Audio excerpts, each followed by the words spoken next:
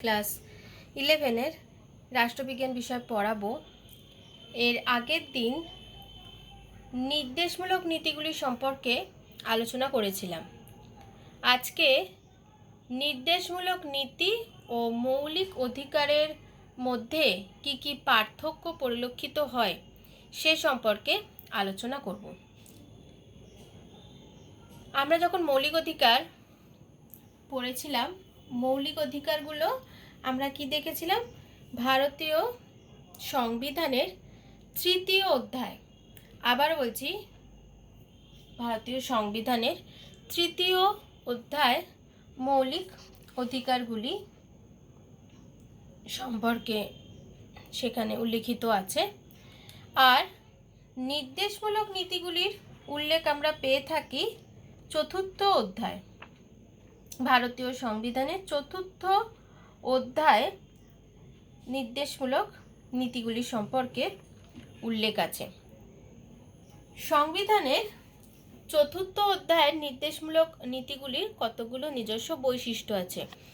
নির্দেশমূলক নীতিগুলি অসংরক্ষিত অধিকার হিসেবে গণ্য হয়, তাই সংরক্ষিত অধিকার হিসেবে পরিচিত 3য় অধ্যায়ের মৌলিক অধিকারগুলো তাহলে সংরক্ষিত অধিকার, আর নির্দেশমূলক নীতিগুলো হচ্ছে অসংরক্ষিত অধিকার। কি বললাম? যে তাই সংরক্ষিত অধিকার হিসেবে পরিচিত 3য় অধ্যায়ের মৌলিক অধিকারগুলোর সঙ্গে সম্পর্ক ও পার্থক্যের বিচারে নির্দেশমূলক নীতিগুলির বৈশিষ্ট্য সহজে বোঝা যাবে।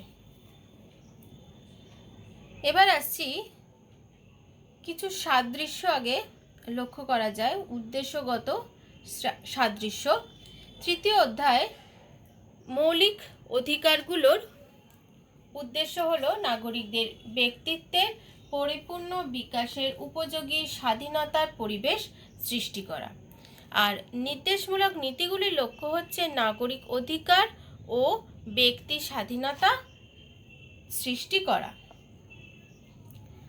উদ্দেশ্যগত বিচারে মৌলিক অধিকার ও নির্দেশমূলক নীতিগুলোর মধ্যে একটা সংযোগ লক্ষ্য করা যায়, কিন্তু অন্যান্য ক্ষেত্রে উভয়ের মধ্যে, অর্থাৎ নির্দেশমূলক নীতি আর মৌলিক অধিকার উভয়ের মধ্যেই কিছু পার্থক্য পরিলক্ষিত হয়। এই পার্থক্যগুলো কি কি? এই পার্থক্যগুলো হচ্ছে আদালত গ্রাহ্যতার ক্ষেত্রে পার্থক্য।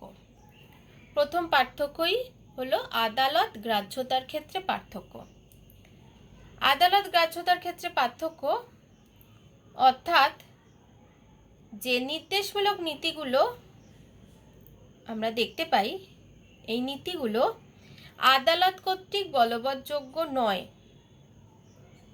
যেমন 41 নম্বর ধারায় আমরা দেখেছিলাম নির্দেশমূলক নীতিতে কর্মের ও শিক্ষার অধিকার এবং বেকার, বার্ধক্য ও পীড়িত অবস্থায় সরকারি সাহায্য লাভের অধিকার, এটা দেওয়া হয়েছে, কিন্তু এটাকে বাস্তবে কার্যকর করার জন্য আদালতের মাধ্যমে সরকারকে বাধ্য করা যাবে না। অর্থাৎ নীতিগুলো আদালত কর্তৃক বলবৎযোগ্য নয়। কিন্তু মৌলিক অধিকারের ক্ষেত্রে আমরা কি দেখেছিলাম? মৌলিক অধিকারের ক্ষেত্রে আমরা দেখেছিলাম যে মৌলিক অধিকারগুলো আদালত কর্তৃক বলবৎযোগ্য, অর্থাৎ মৌলিক অধিকারগুলো যদি কোনো কারণে লঙ্ঘিত হয় তাহলে সেক্ষেত্রে 32 নম্বর ধারা বলে আমরা সুপ্রিম কোর্টের কাছে দ্বারস্থ হতে পারি, আর 226 নম্বর ধারা অনুযায়ী আমরা হাইকোর্টের কাছে দ্বারস্থ হতে পারি। তাহলে কি বললাম? যে নির্দেশমূলক নীতিগুলো আদালত কর্তৃক বলবৎযোগ্য নয়, আর মৌলিক অধিকারগুলো আদালত কর্তৃক বলবৎযোগ্য। দ্বিতীয় পার্থক্য অলঙ্ঘনীয়তার ক্ষেত্রে পার্থক্য। সংবিধানের 13-2 নম্বর ধারা অনুসারে মৌলিক অধিকার বিরোধী আইন বাতিল হয়ে যায়। আবারও বলছি, সংবিধানের 13-2 নম্বর ধারা অনুসারে যেটা আমরা দেখতে পাই, মৌলিক অধিকার বিরোধী যে কোনো আইন সেটা বাতিল হয়ে যায়, কারণ মৌলিক অধিকার হচ্ছে অলঙ্ঘনীয়। কিন্তু নির্দেশমূলক নীতির সঙ্গে যদি সংসদ প্রণীত কোনো আইনের বিরোধ বাধে, তাহলে সেই বিরোধ বাধলেও সেক্ষেত্রে দেখা যায় মৌলিক আইনই বলবৎ থাকে। এবং কি বললাম যে মৌলিক অধিকার বিরোধী আইন সবসময়ই বাতিল হয়ে যায়, কিন্তু নির্দেশমূলক নীতির সাথে যদি কোনো আইনের বিরোধ বাধে তাহলে সেক্ষেত্রে নির্দেশমূলক নীতি নয়, মৌলিক আইনটাই বলবৎ থাকে। কারণ নির্দেশমূলক নীতিগুলো লঙ্ঘনীয় এবং সরকারও নীতিগুলোকে মেনে চলতে বাধ্য নয়। পরের পার্থক্য আসছি রাষ্ট্রীয় কর্তৃত্বের সীমার প্রশ্নে পার্থক্য। মৌলিক অধিকারগুলো নাগরিকদের অধিকারকে প্রসারিত করে এবং রাষ্ট্রীয় যে কর্তৃত্ব সেই কর্তৃত্বের সীমাকে সবসময় সংকুচিত করে। অর্থাৎ মৌলিক অধিকারের ক্ষেত্রে আমরা দেখতে পাই যে রাষ্ট্রের কর্তৃত্বটাকে সবসময় সংকুচিত করা হয়, রাষ্ট্রীয় কর্তৃত্বের সীমাকে সংকুচিত করে রাখা হয়। কিন্তু নির্দেশমূলক নীতির ক্ষেত্রে যেটা দেখা যায়, নির্দেশমূলক নীতির ক্ষেত্রে রাষ্ট্রীয় কর্তৃত্বের ও দায়িত্বের পরিধিকে সমাজতান্ত্রিক পথে প্রসারিত করা হয়। তাহলে কি বললাম যে মৌলিক অধিকারের ক্ষেত্রে রাষ্ট্রীয় কর্তৃত্বের সীমাকে সংকুচিত করা হয় এবং নির্দেশমূলক নীতির ক্ষেত্রে দেখা যায় যে রাষ্ট্রীয় কর্তৃত্বের পরিধিকে সবসময়ই সমাজতান্ত্রিক পথে প্রসারিত করা হয়। সরকার কোন কোন উদ্দেশ্য সাধনের জন্য প্রয়াসী হবে আর কোন কোন কার্য সম্পাদনের জন্য উদ্যোগী হবে নীতিগুলো তারই নির্দেশ দিয়ে থাকে। এবার পরের পার্থক্যে আসছি। পরের পার্থক্য যেটা দেখা যায় যে অধিকারগুলো অর্থাৎ মৌলিক অধিকারগুলো হচ্ছে নেতিবাচক আর নির্দেশমূলক নীতিগুলো হলো ইতিবাচক। মৌলিক অধিকারগুলোকে কেন বলা হচ্ছে যে মৌলিক অধিকারগুলো নেতিবাচক? মৌলিক অধিকার হলো রাজনৈতিক গণতন্ত্র রক্ষার জন্য রাষ্ট্রের ওপর কিছু নেতিবাচক নিষেধাজ্ঞা, আর নির্দেশমূলক নীতিগুলো হলো সামাজিক অর্থনৈতিক গণতন্ত্র প্রতিষ্ঠার জন্য রাষ্ট্রের প্রতি কিছু ইতিবাচক নির্দেশ প্রদান করে থাকে। অর্থাৎ অধিকারগুলোর চরিত্র হচ্ছে নেতিবাচক, কেননা অধিকারগুলোর ক্ষেত্রে কি বলা হচ্ছে যে রাষ্ট্রের ওপর কিছু নিষেধাজ্ঞা সবসময় জারি করা হয়।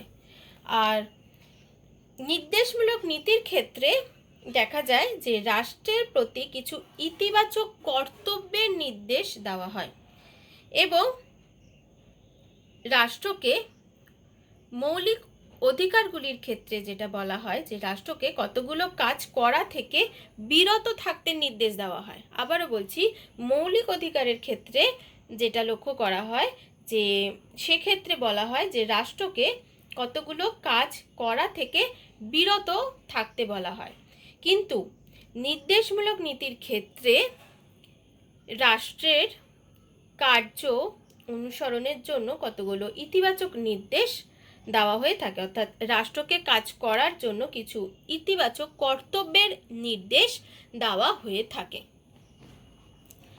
এবার আসছি আইনগত স্বীকৃতির প্রশ্নে পার্থক্য। আইনগত স্বীকৃতির প্রশ্নে পার্থক্য: মৌলিক অধিকারের আইনগত স্বীকৃতি ও ভিত্তি আছে, নির্দেশমূলক নীতিগুলোর আইনগত স্বীকৃতি ও ভিত্তি নেই। আবারও বলছি, মৌলিক অধিকারগুলোর আইনগত স্বীকৃতি ও ভিত্তি আছে, কিন্তু নির্দেশমূলক নীতিগুলোর আইনগত স্বীকৃতি ও ভিত্তি নেই। মৌলিক অধিকারগুলো এককভাবেই কার্যকর হয়।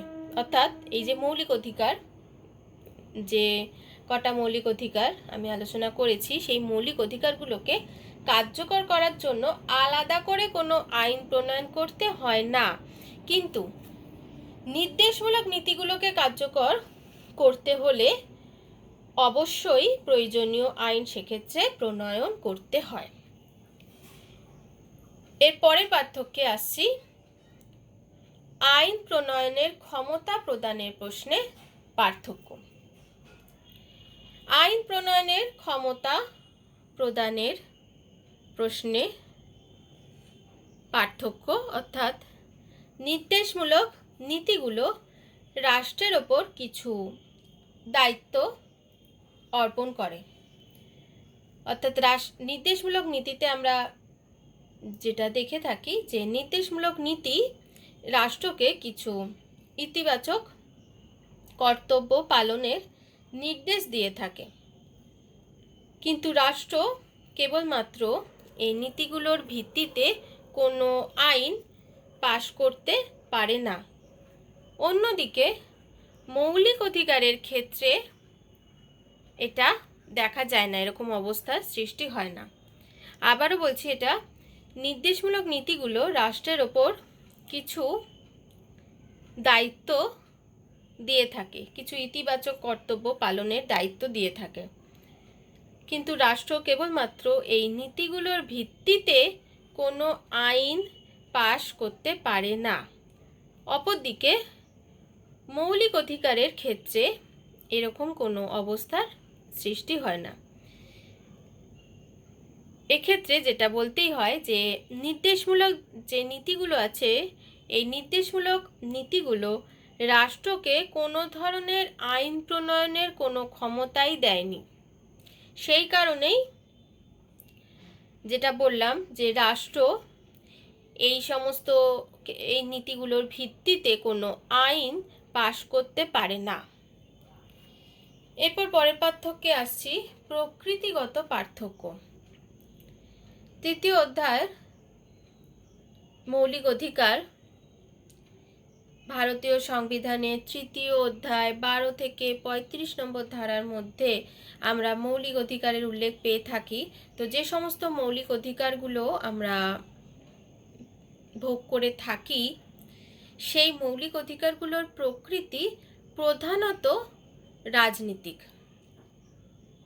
এই মৌলিক অধিকারগুলো থেকে যেটা দেখা যায় যে মৌলিক অধিকারের মাধ্যমে কোনো অর্থনৈতিক ও সামাজিক সাম্য সমাজে প্রতিষ্ঠিত হতে পারে না, কেবলমাত্র রাজনৈতিক গণতন্ত্র প্রতিষ্ঠিত হয়ে থাকে। অর্থাৎ মৌলিক অধিকারগুলো রাজনৈতিক গণতন্ত্রকেই কেবলমাত্র প্রতিষ্ঠিত করেছে। সামাজিক ও অর্থনৈতিক ক্ষেত্রে গণতন্ত্র প্রতিষ্ঠার কোনো সুযোগ সৃষ্টি করতে পারেনি। কিন্তু নির্দেশমূলক নীতিগুলোর ক্ষেত্রে এই যে অপূর্ণতা রয়ে গেছে, অর্থাৎ মৌলিক অধিকারগুলো যেটা আমরা দেখছি যে সামাজিক অর্থনৈতিক ক্ষেত্রে কোনো গণতন্ত্র প্রতিষ্ঠা করতে পারেনি, এই অপূর্ণতা দূর করার জন্যই নির্দেশমূলক নীতিগুলোতে দেখা যায় যে সামাজিক ন্যায় ও অর্থনৈতিক সাম্যের ভিত্তিতে একটা পূর্ণাঙ্গ গণতান্ত্রিক রাষ্ট্র প্রতিষ্ঠা করার একটা প্রচেষ্টা এক্ষেত্রে পরিলক্ষিত হয়। অর্থাৎ নির্দেশমূলক নীতিগুলোর উদ্দেশ্যই হলো সামাজিক ক্ষেত্রে ও অর্থনৈতিক ক্ষেত্রে সাম্য প্রতিষ্ঠা করা। সেই কারণেই যেটা আমরা দেখে থাকি, ভারতীয় সংবিধানের 4th অধ্যায় নির্দেশমূলক নীতিগুলো উল্লেখ আমরা পেয়ে থাকি 36 থেকে 51 নম্বর ধারার মধ্যে। এই যে নির্দেশমূলক নীতিগুলো, এই নির্দেশমূলক নীতিগুলোর প্রকৃতি প্রধানত অর্থনৈতিক ও সামাজিক, অর্থাৎ অর্থনৈতিক ক্ষেত্রে সাম্য প্রতিষ্ঠার উদ্দেশ্যে এবং সামাজিক গণতন্ত্র প্রতিষ্ঠার উদ্দেশ্যেই নির্দেশমূলক নীতিগুলো রচিত হয়েছে। এরপরের পার্থক্যে আসছি। এরপরের পার্থক্য হচ্ছে নীতিগুলো অধিকারের অনুগত। আবারও বলছি, নীতিগুলো অধিকারের অনুগত। নির্দেশমূলক নীতিগুলো মৌলিক অধিকারের অনুগত অংশ হিসেবেই সংবিধানে সংযুক্ত হয়েছে। মৌলিক অধিকার আমরা কি পেলাম? 3য় অধ্যায় পেলাম। ভারতীয় সংবিধানের 3য় অধ্যায় মৌলিক অধিকারগুলো উল্লিখিত আছে। আর ভারতীয় সংবিধানে 12 থেকে 35 নম্বর ধারার মধ্যে মৌলিক অধিকারগুলো ভারতীয় সংবিধানের 3য় অধ্যায় 12 থেকে 35 নম্বর ধারার মধ্যে মৌলিক অধিকারগুলো উল্লিখিত আছে। আর নির্দেশমূলক নীতিগুলো উল্লিখিত আছে ভারতীয় সংবিধানের 4র্থ অধ্যায় 36 থেকে 51 নম্বর ধারার মধ্যে। এই মৌলিক অধিকার ও নির্দেশমূলক নীতির মধ্যে যদি কোনো বিরোধ বাধে, তাহলে সেক্ষেত্রে মৌলিক অধিকারগুলোই বলবৎ হয় এবং নির্দেশমূলক নীতিগুলো বাতিল হয়ে যায়। তাহলে এদিক থেকে দেখতে গেলে মৌলিক অধিকারগুলোর গুরুত্ব সবসময়ই বেশি। মৌলিক অধিকারগুলোকে সবসময়ই বেশি গুরুত্ব দেওয়া হয় এবং যেটা আমরা দেখে থাকি যে মৌলিক অধিকার আর নির্দেশমূলক নীতির মধ্যে যদি কোনো কারণে কোনো বিরোধ বাধে, তাহলে সেক্ষেত্রে দেখা যায় যে মৌলিক অধিকারকেই গুরুত্ব দেওয়া হয় এবং মৌলিক অধিকারই বলবৎ থাকে, আর সেক্ষেত্রে নির্দেশমূলক নীতিগুলো বাতিল হয়ে যায়। এরপর পরের পার্থক্যে আসছি, আইনগত ও আদর্শগত গুরুত্ব। আইনগত ও আদর্শগত গুরুত্ব অর্থাৎ আইনগত বিচারে মৌলিক অধিকারকেই গুরুত্ব দেওয়া হয়ে থাকে, মৌলিক অধিকারগুলোই অধিক গুরুত্বপূর্ণ। কিন্তু আদর্শগত দিক থেকে যদি বিচার করা হয়, তাহলে সেক্ষেত্রে নির্দেশমূলক নীতিগুলোর তাৎপর্যই সব থেকে বেশি। আবারও বলছি, মৌলিক অধিকারগুলোকে আইনগত দিক থেকে বিচার করলে মৌলিক অধিকারগুলোই বেশি গুরুত্বপূর্ণ, কিন্তু আদর্শগত দিক থেকে যদি বিচার করা হয়, তাহলে নির্দেশমূলক নীতিগুলোরই তাৎপর্য সব থেকে বেশি। এর পরের পার্থক্যে আসছি, উদ্দেশ্যগত পার্থক্য। উদ্দেশ্যগত পার্থক্য মৌলিক অধিকার এবং নির্দেশমূলক নীতি উভয়ের মধ্যেই উদ্দেশ্যগত পার্থক্য আছে। মৌলিক অধিকারগুলোর মুখ্য উদ্দেশ্যই হলো গণতান্ত্রিক সমাজ গঠন করা, আর অন্যদিকে নির্দেশমূলক নীতিগুলোর উদ্দেশ্য হলো জনকল্যাণকারী সমাজ ব্যবস্থা তথা সামাজিক ও অর্থনৈতিক ক্ষেত্রে সাম্য প্রতিষ্ঠা করা। প্রথমেই বললাম, একটু আগেই যেটা বললাম, যে মৌলিক অধিকারগুলো প্রতিষ্ঠিত যেগুলো হয়েছিল, মৌলিক অধিকারগুলো প্রতিষ্ঠিত হয়েছিল সেগুলো, অর্থাৎ এই মৌলিক অধিকারগুলোর প্রকৃতি হচ্ছে প্রধানত রাজনীতিক, কিন্তু নির্দেশমূলক নীতিগুলোর আবার প্রকৃতি হচ্ছে প্রধানত অর্থনৈতিক ও সামাজিক। মৌলিক অধিকার সমূহের সেই কারণেই মুখ্য উদ্দেশ্যই হলো একটা গণতান্ত্রিক সমাজ গঠন করা, কিন্তু অন্যদিকে আবার নির্দেশমূলক নীতিগুলোকে আমরা দেখে থাকি যে নির্দেশমূলক নীতিগুলো গঠিত হয়েছে, নির্দেশমূলক নীতিগুলোর উদ্দেশ্যই হচ্ছে জনকল্যাণকারী সমাজ ব্যবস্থা প্রতিষ্ঠা করা, অর্থাৎ সামাজিক ও অর্থনৈতিক ক্ষেত্রে সাম্য প্রতিষ্ঠা করা। মৌলিক অধিকারের ক্ষেত্রে যে সমস্ত মৌলিক অধিকারগুলো আমরা পেয়ে থাকি, সেই মৌলিক অধিকারে কিন্তু দেখা গেছে যে সামাজিক অর্থনৈতিক ক্ষেত্রে সাম্য প্রতিষ্ঠা করা যায়নি। নির্দেশমূলক নীতিগুলোই সেই কারণে পরবর্তীকালে গ্রহণ করা হয়েছে, যাতে নির্দেশমূলক নীতির মাধ্যমে সামাজিক ও অর্থনৈতিক ক্ষেত্রে সাম্য প্রতিষ্ঠা করা যায়। এর পরের পার্থক্য স্থিতিশীলতা ও গতিশীলতা। এর মধ্যে কোনটা স্থিতিশীল আর কোনটা গতিশীল, অর্থাৎ মৌলিক অধিকার এবং নির্দেশমূলক নীতি, মৌলিক অধিকার ও নির্দেশমূলক নীতির মধ্যে কোনটা স্থিতিশীল আর কোনটা গতিশীল? অবশ্যই মৌলিক অধিকারগুলো স্থিতিশীল আর নির্দেশমূলক নীতিগুলো গতিশীল। কেন বললাম মৌলিক অধিকারগুলো স্থিতিশীল? কেননা মৌলিক অধিকার মূল সংবিধানে যখন আমরা দেখেছি যে মৌলিক অধিকারগুলো যেগুলো উল্লেখিত হয়েছিল সেগুলো এখনও সেইভাবেই বহাল আছে, শুধুমাত্র একটাই পরিবর্তন হয়েছে, সেটা হচ্ছে যে সম্পত্তির অধিকারকে মৌলিক অধিকারের তালিকা থেকে বাদ দিয়ে দেওয়া হয়েছে। মূল সংবিধানে আমরা 7 প্রকার মৌলিক অধিকারের উল্লেখ পেয়েছিলাম। সেখানে সম্পত্তির অধিকারটা অন্তর্ভুক্ত ছিল, কিন্তু পরবর্তীকালে দেখা গেছে যে সম্পত্তির অধিকারকে মৌলিক অধিকারের তালিকা থেকে বাদ দিয়ে দেওয়া হয়েছে। সেই কারণে বর্তমানে ভারতীয় নাগরিকরা তারা 6 প্রকার মৌলিক অধিকার ভোগ করে থাকে। আর অন্য কোনো পরিবর্তন এখনো পর্যন্ত মৌলিক অধিকারের ক্ষেত্রে, মৌলিক অধিকারের যে চ্যাপ্টারটা আছে, যে তৃতীয় অধ্যায় আছে, সেখানে আর কোনো পরিবর্তন হয়নি, আর নতুন কোনো মৌলিক অধিকার সংযুক্তও হয়নি। কিন্তু নির্দেশমূলক নীতিগুলো গতিশীল কেন বলা হচ্ছে? কেননা নির্দেশমূলক নীতিগুলোর পরিবর্তন অবস্থার সাথে সাথে নির্দেশমূলক নীতিগুলোর পরিবর্তন হতে পারে এবং প্রয়োজনের তাগিদে নতুন নীতি সংযোজনও হতে পারে, এবং সেটা হয়েওছে।